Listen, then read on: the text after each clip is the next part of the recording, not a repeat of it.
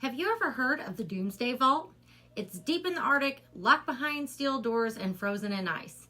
Inside are seeds, lots of them, enough to grow food for the whole planet. But what if this vault wasn't made to help us? What if it was built to restart the world?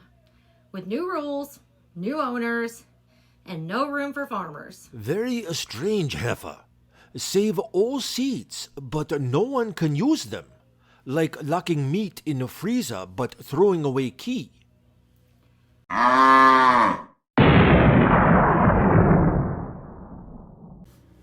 In 2008, a remote mountain in Svalbard, Norway, became home to what some call the most important building on Earth, the Global Seed Vault.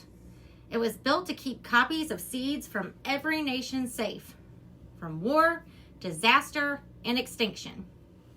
It can hold over 4.5 million seed samples frozen in time, just in case.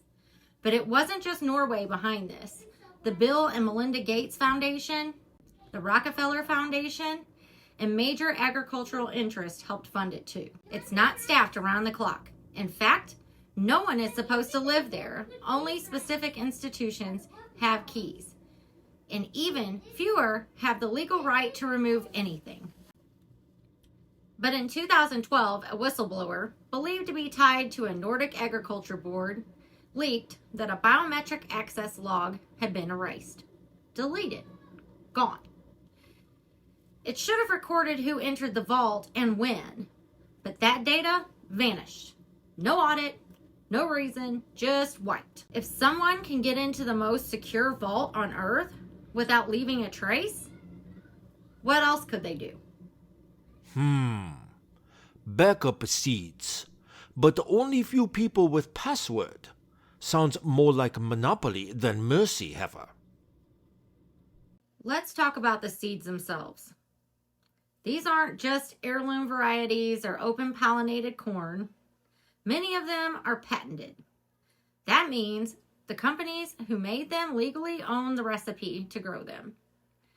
These companies include Bayer, who acquired Monsanto, Syngenta in Switzerland, and Corteva, which was once part of Dow DuPont. These seeds are genetically modified, designed in labs to resist bugs or survive weed killers. But here's the twist. Farmers who use these seeds can't collect and replant them next season unless they pay the company again. Doing so can get them sued. In India, thousands of cotton farmers ended up deep in debt when these seeds failed.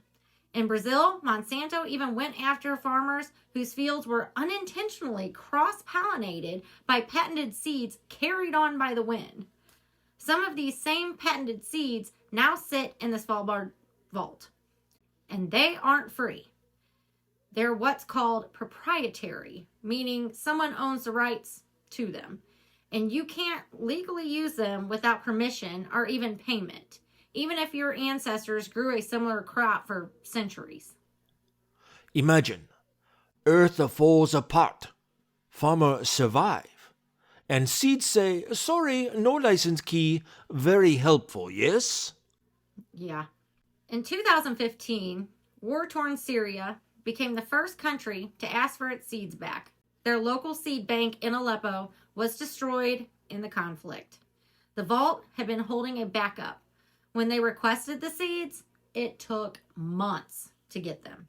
And when the seeds finally arrived, they weren't exactly the same. Some farmers reported the plants looked and behaved differently, changing how they grew, when they sprouted, or how much they produced. Was it human error or something else? The truth is still unclear. But since then, most countries have stopped trusting the system enough to make withdrawals. Meanwhile, private labs in countries like the US, Switzerland, and China are quietly filing patents on seeds that look suspiciously like those stored in the vault, just with slightly genetic tweaks. That lets them claim those seeds as new inventions. Once patented, those seeds become proprietary. This means even if they're based on ancient varieties that communities grew for generations, they now legally belong to a corporation, and planting them without paying up is considered theft. This not seed bank heifer, this seed hostage situation. It really is. The deeper you dig, the more it all connects.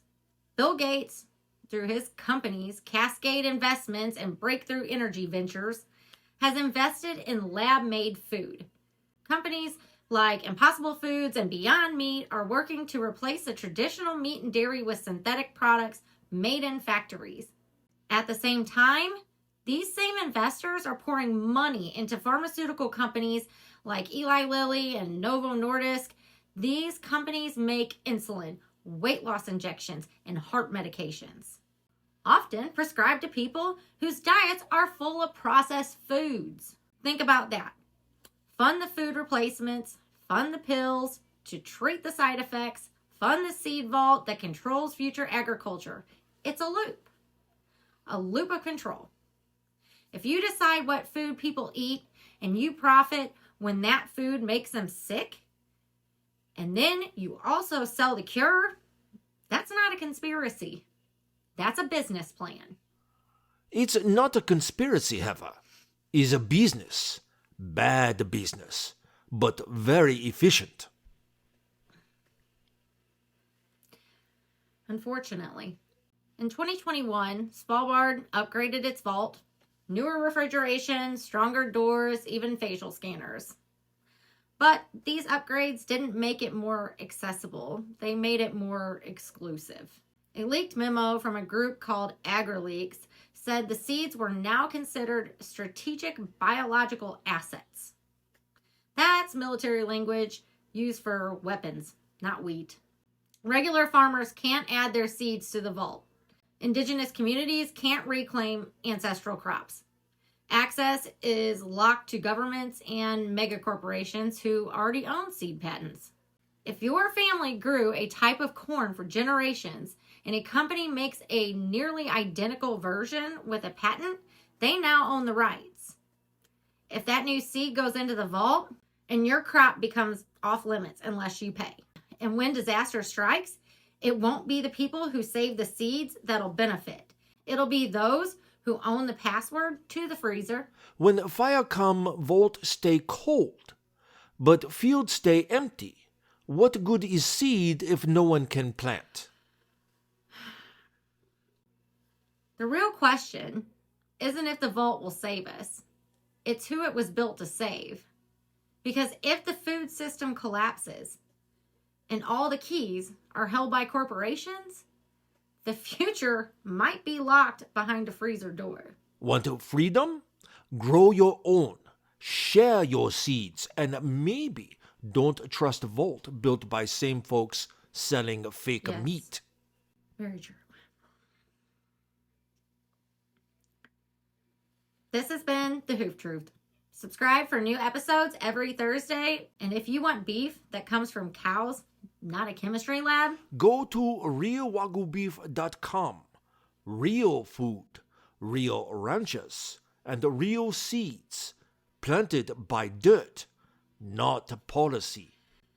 Join us on the next HÜF Truth. Make sure to like and subscribe and get you some beef. Bye, guys.